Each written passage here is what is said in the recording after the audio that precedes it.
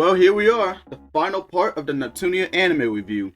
And what perfect timing to drop this before the English release of Hyperdimension Neptunia Sisters vs. Sisters. I do plan on getting the game, maybe when it's on sale or when the price drops, because these last few Neptunia games that I got were so not worth 50 bucks. But anyway, I enjoyed my time with the last 3 episodes, and for the most part, they were really good from start to finish. But now, it's time we wrapped up the victory arc. Doki Genyo everyone, the Starlight Let's Player is here, and this is the final part of Hyperdimension Neptunia, the animation review.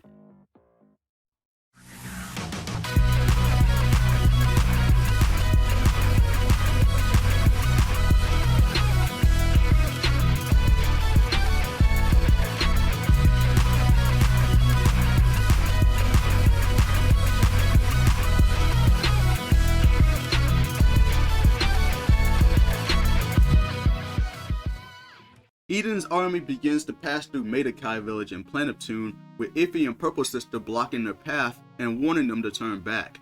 However, Yellowheart stood in their way, and both her and Purple Sister got ready to square up, with Neptune upset after learning the shocking truth in the last episode. The other CPUs noticed the same thing happening to their nations, as the people of Eden are demanding for explicit content, but that's only because of the dark mist that Ananideath got his hands on. The two Istuars revealed that Yellowheart was the main source that they were looking for, and with the help of Blackheart and Plutia, Neptune finally realizes her true objective. The fight between Purple Sister and Yellowheart continues, but luckily Purpleheart arrives in time as she decides to take on Yellowheart by herself, which led to her beating the earth, wind, and fire out of Neptune out of pure hatred. While that's going on, Plutia runs into Noir as she tries to infiltrate Ananideath's base, leaving Uni to defend the station. Unfortunately, they ran into the Underling again, which led to them getting caught. I was under the assumption that everyone on this island got turned into mindless soldiers, but I see you managed to hang in there. Please, not again! Now what am I gonna do with... Oh, imagine if that actually happened. She wouldn't feel the same anymore, but I digress. Irisheart found a way to Ananideath's base, with Blackheart breaking her way in. They managed to find the power source to Yellowheart in Eden, which they obviously destroyed, turning Peachy and everybody else back to normal. Game Industry is saved, and Eden met its end, only for Peachy's memories to not return. Plutia, Peachy, and Eastwar say their goodbyes. Plutia gifted Nepgear with a plushie of herself, and Neptune gifted Peachy with pudding, which caused her to regain her memories at the last moment before finally heading back to their own dimension. Neptune's shares begins to skyrocket to the max, outpassing the other nations after their victory over Eden. And to celebrate, Neptune decided to open a huge party called the Dynamite Wonder Festival. She then invites the other CPUs, but they were pissed that Neptune has more shares than them, specifically Blonde and Bert, and honestly I can't blame them. They did most of the work, well mostly Noir, yet Neptune gets the most shares while their own shares are dropped a ton. And poor Neptune, she's the only one who doesn't care about competition, yet these three are blinded with pride and competitiveness. Noir and her team were studying on a device that created share energy. Oh, hey! Now that you're back, do you want to play a game with us? We just picked up the new Louis Sports. It looks like fun! Way to make a reference to Wii Sports there, Rom.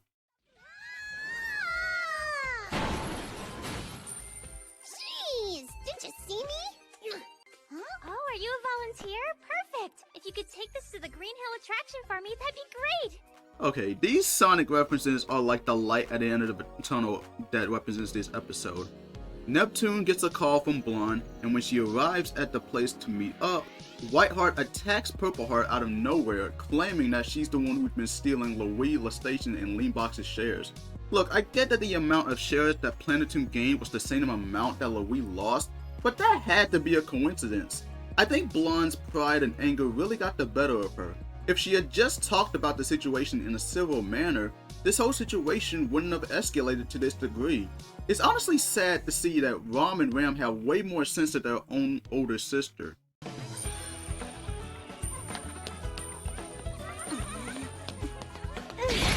I am happy to be a rockin' Sonic fan. The amount of Sonic references really brings me joy. Noir receives a call from Ananideath, who's being held in Lastation's prison. He reveals to her that he did research on his client despite not breaking his contract. and his client happens to be Ray Rice, who ends up breaking out of prison, transforming into her CPU form. It turns out that she's the goddess of Tari, a nation that came way before Neptune. She represents the Atari 2600 and is the goddess of Tari. She then demands Neptune's land and its inhabitants, but Purple Heart refuses. Charged and ready to wreck your life! I'm really glad Morgan Garrett voices Ray in this anime. They really gave her some of the best lines in this episode. That sure was a lot of fun now, wasn't it?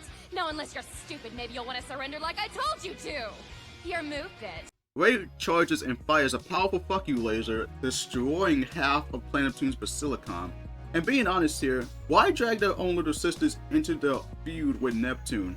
I get it, they're sisters at the end of the day, but their own sisters have a very good connection and friendship with Nepgear. This isn't just a problem in the anime, but it's also in some of the games as well. Noir, Blonde, and Vert all have way too much pride, which can really be a bad thing most of the time, and it's probably one of the reasons why I consider Neptune better than those three. Communications and the internet have been cut off with no way to help Purple Heart. Ray asks her once again to hand over her land, but Purple Heart refuses once again, kicking off the fight against these two. Purple Heart begins to struggle against Ray due to the rapid drops of shares. Ray charges up her laser, aiming it straight towards Nepgear and the others. Nepgear attempts to transform, but is unable to due to how unstable the share site became. Luckily, the other CPUs were able to make it in time. They were able to find the power source of the laser, which happens to be Ray's own share site. The three would make their attempt in destroying it, but Ray begins stealing all of the station and Leanbox's shares with her share site. She ends up firing her laser towards everyone, but Ramen Ram manages to block the attack, with Whiteheart saving the other CPUs in time. Ray announces that she has enough energy to destroy the entire world, and hearing this, Whiteheart reveals that Tari's authorities have cracked down on its citizens who have issues with Ray, and because of that, the people lost faith in her, which led to Tari falling into ruin.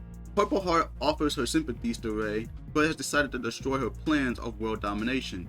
With the help of her friends and sister, she was able to destroy the laser in time, causing Tari to fall.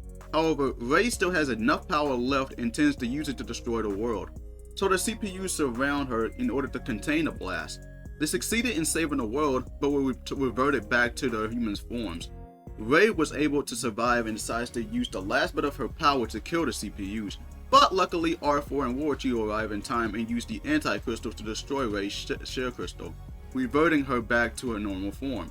Several months later, Neptune was in repairs, and all the shares have returned to all of game industry. Whiteheart then apologizes for attacking and accusing Purple Heart. Afterwards, the ceremony at Neptune's repaired basilicom began, to which Neptune decides to dissolve the friendship treaty, stating that the CPUs have achieved true friendships. Now, I would say that this is the last episode, but we still have one more, which is actually an OVA. A few seconds in, and you're already teasing us with the Conquest ending from Mark II, huh? Actually, Nepgear's gone down with a fever called the Bad End Syndrome, and the same thing is happening with the other candidates. Luckily, they found a cure for the fever, which is called the Shimmering Flower, located in Ultra Dimension, which is where Plutia lives. With no time to waste, Neptune and Vert headed over to Ultra Dimension. They run into the Blonde and Vert from this dimension. What? Whoa, Noir's here too? Wow, first Noir from Hyperdimension and now Noir from Ultra Dimension. Yeah, I'm starting to feel sorry for those two. Also, they will reunite with Plutia. Ignoring the narcissistic Vert duo, Neptune will also reunite with Pishi. Now, according to Blonde's book of cheat codes, which I'll get into later, this tower is known as the Cursed Hell Double Death Bloody Spectral Tower. My mouth, it hurts. They needed to make it to the 10,000th floor in the hopes to get in those flowers. Neptune and Vert has a 3-hour time limit for how long they can stay until the gate back to their dimension opens. They were able to make it to the 99th floor, only to run into a horde of monsters. So the Ultra Dimension CPUs transform into their goddess forms to handle them, leaving Neptune, Vert, and Pishi to head to the 10,000th floor to find the Shimmering Flower with only 24 minutes left on the clock. They managed to find them, but more monsters would appear. With Neptune and Vert surrounded, Pishi arrives and transforms into Yellowheart to hold off against the monsters. Neptune and Vert ran to the warp point, but noticed that Yellowheart was struggling. So Neptune gives Vert the flowers, sacrificing her chance to return home. So with Vert returning back to Hyperdimension, Neptune and Yellowheart were able to stop the monsters. The Ultra Dimension CPUs make it to where the two are, and as they were trying to find the exit, instead Neptune opened up a gate to where Noir and Blonde are in Hyperdimension. So thanks to Neptune, the gate between Hyperdimension and Ultra Dimension has become permanent, and now they can travel between the two dimensions whenever they want. So unreal. Say, do you have any... Huh? Any what? Any friends? So why don't we talk about the last few references first? Firstly, there were a shit ton of references to Sonic the Hedgehog in episode 11, which was the best part about this episode. And in episode 12, Purple Heart made a little Dreamcast reference there. Hell, she also has an attack called Victory Slash, which is pretty much referencing Hyperdimension Neptunia Victory. Now Ray's laser is called the Pong laser, which is a reference to the game Pong on the Atari 2600. The scene where Neptune falls on top of Ultra Dimension Noir is the same as the one in Victory. The only difference is that Vert is with Neptune, along with the Ultra Dimension versions of Blonde and Vert. The Cursed Hell Devil Death Bloody Spectral Tower, my mouth still hurts from saying that, is a reference to the game Spectral Tower, made by IFI.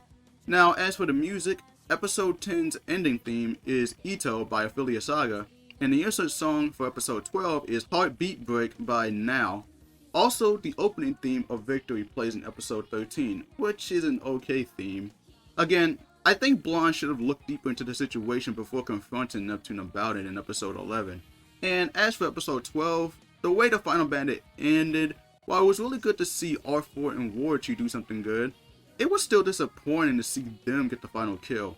It would have been better to see Neptune get back up and use the last bit of her power to destroy Ray's Shell Crystal. But to have R4 and Warchu save the day in the end, I just feel that it's a bit disappointing on that aspect. That's just how I feel. Also, if Ultra Dimension Blonde had a book of cheat codes, you would think she would try to find one to make her boobs bigger. What's stopping her from doing something so simple like that? I will say though that the Ultra Dimension CPUs in this anime are far better than in the video games. Either way, these last 4 episodes are okay. They're not that spectacular, but I still had a good time watching these episodes. As far as the anime goes, it's a decent adaptation of the video games. While the animation isn't all that amazing and the proportions on the characters feels very off, at least the art style did justice. The music is pretty great, and I love the amount of references and fan service in the show. And while it does have its problems, it's still a pretty decent adaptation. I'll give this a 7 out of 10. Now, will I ever cover the OVA trilogy? Of course I will. But that's all in due time. I wanted to keep focus on the actual anime itself and not all the OVAs. But I will review the OVAs at some point.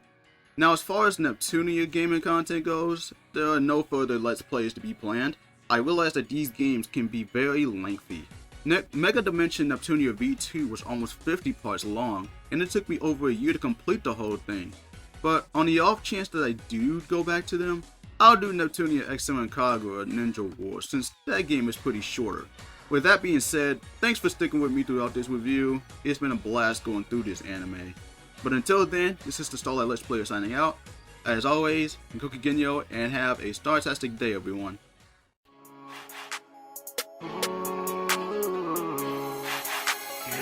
I knew I would fulfill my dream, yeah. They knew I started from the bottom, now I made it, yeah. The possibilities are endless, yeah, I say, yeah. I got the rules and I got everything I need, yeah. And now I'm chilling with a pretty gentle lady, yeah. She got a kind and gentle personality, yeah. She got them curvy hips and a booty for booty, yeah.